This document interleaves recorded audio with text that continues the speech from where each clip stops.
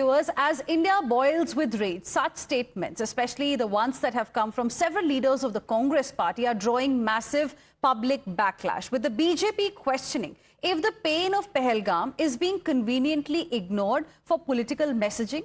BJP has even gone on to question Rahul Gandhi and the Congress party over the statements by these Congress leaders. Listen in. क्या राहुल जी और खरगे साहब, आपका अपनी party पर कोई control नहीं है क्या?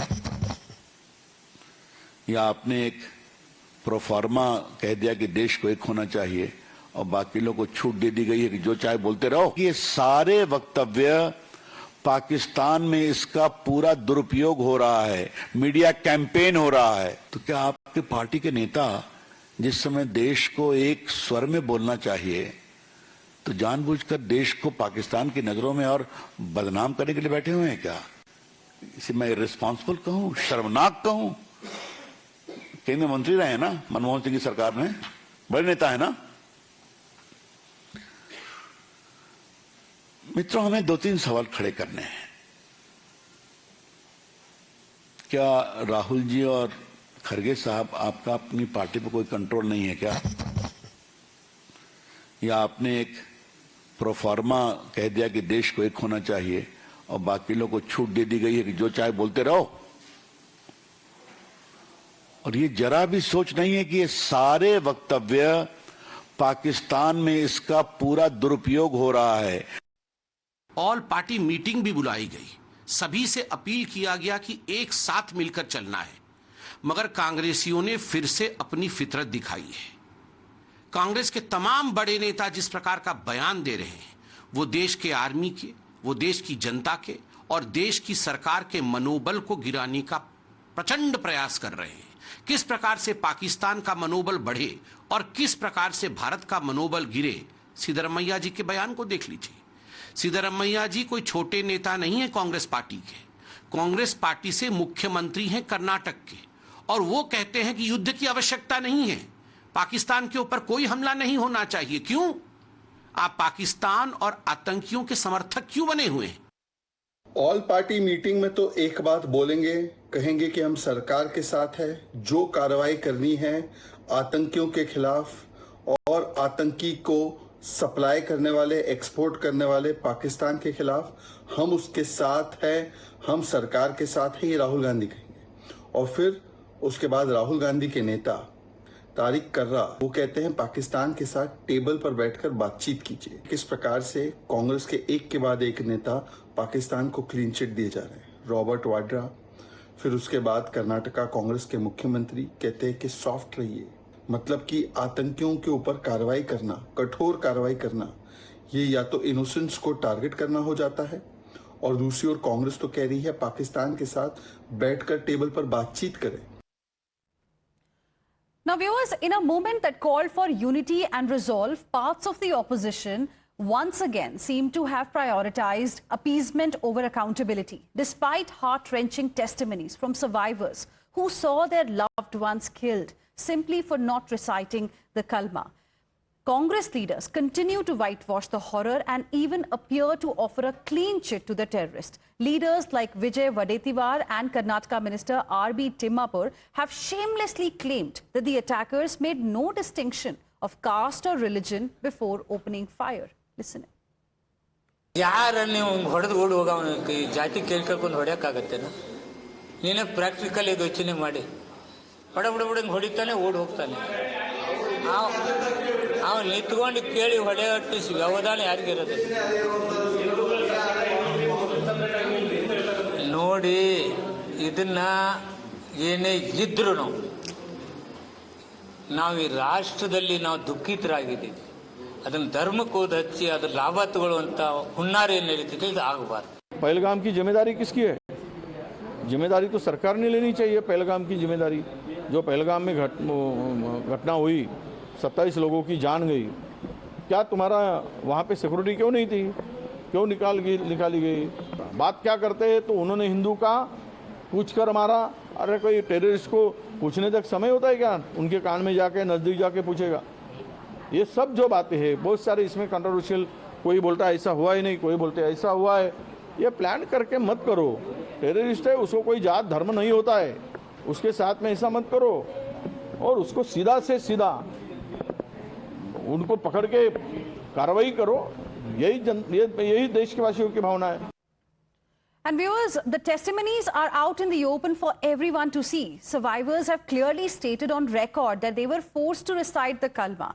Karnataka Minister Timapur should perhaps speak to Manjunath's widow, who has bravely gone on record to say her husband was killed because he was a Hindu.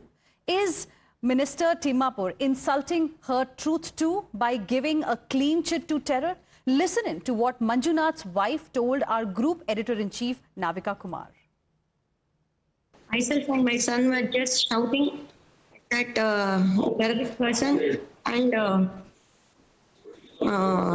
I just shouted at him, मेरे पति को ना मारा ना, मुझे भी मार दो। I just told him like that. But my son was shouting at him, at that terrorist. So he was walking, he stood and he said, नहीं, मोदी को बोल दो। He said like that, and just he went on shooting the other person. It is really very tragic and should not happen to any family. Yes, it should not happen to anybody. How many of them were there, Pallavi ji? I saw 2 of them, but others were saying there were 4 people. And They were ruthless and they were just targeting male. They could have killed even us, but they were not killing women and children. They were just targeting men. and what else did they say to the people around you?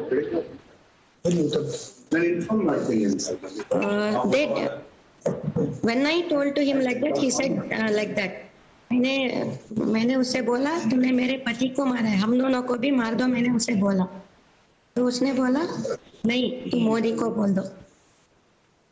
He just said like that and went away, and once again started firing at other people. Were they asking the religion? What did the other people there telling you? Did you talk to anybody who was there? Yeah. Yes, they were identifying. By identifying the woman and with which man they were targeting like that. And one person helped me to come down. He was also telling, whoever took Allah name or whose name, they were not hitting them. And how long did it take for rescue teams to reach you? When this happened, how many people were there? When this happened, nearly 200 to 300 men, tourists were there. It is really it's a very difficult place to come, anyone to reach that place. And even we can't easily run away from that place.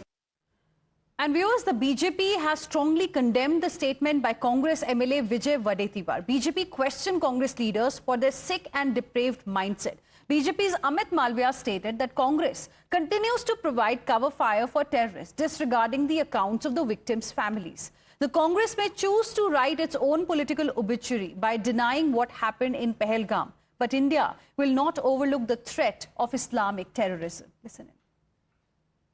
Congress के नेता एक के बाद एक पाकिस्तान को clean chit देने में एक कंपटीशन लगाए हुए हैं। अभी हमने देखा कि कर्नाटका कांग्रेस के नेता थिम्मापुर ने बोला कि हिंदुओं को चुन चुन कर नहीं मारा गया, धर्म नहीं पूछा गया। हमने देखा तारिक कर्रा बोल रहे पाकिस्तान के साथ बैठकर बात कर दीजिए, जम्मू कश्मीर के कांग्रेस के अध्यक्ष है।